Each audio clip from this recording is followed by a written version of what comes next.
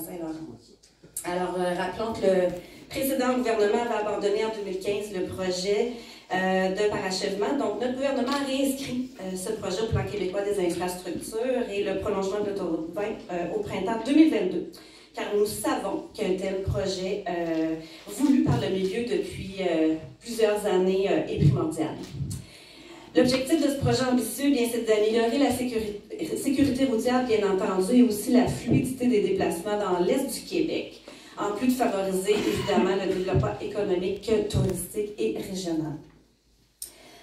Nous avons tous en tête aussi les tragiques accidents qui se sont produits sur la 132 au cours des derniers mois. Le projet permettra à terme justement d'améliorer les conditions de déplacement dans ce secteur, notamment en réduisant la congestion dans les secteurs les plus achalandés de ce réseau routier. Donc, les prochaines étapes, eh bien, actuellement, le ministère dresse le portrait des études réalisées ou qui étaient en cours, ainsi que le degré d'avancement de la conception du projet au moment de son retrait en 2015. Donc, on travaille là-dessus actuellement. Et ce travail, bien, initié dans la dernière année, ça va se poursuivre au cours des prochains mois.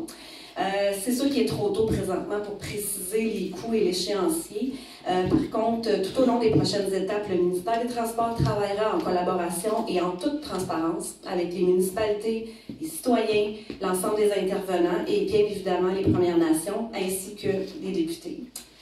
Des consultations vont être organisées aussi tout au long du processus et je peux vous assurer qu'avec mes collègues, on suit attentivement ce dossier. On a de l'ambition pour le Bas-Saint-Laurent, puis on sait que c'est un projet important pour la région, puis on va le réaliser. Merci d'ailleurs à nos collègues du MTQ qui travaillent très fort sur ce projet. Alors, une fois de plus, notre gouvernement démontre à quel point on a à cœur le développement économique des régions du Bas-Saint-Laurent. Donc, finalement, je remercie notre collègue Geneviève Guilbeault pour son appui indéfectible à notre grand projet. Et j'ai vraiment hâte de l'inviter à l'inauguration de la nouvelle autoroute 20 chez nous. Alors, sur ce, je vous souhaite une belle journée et merci de votre attention.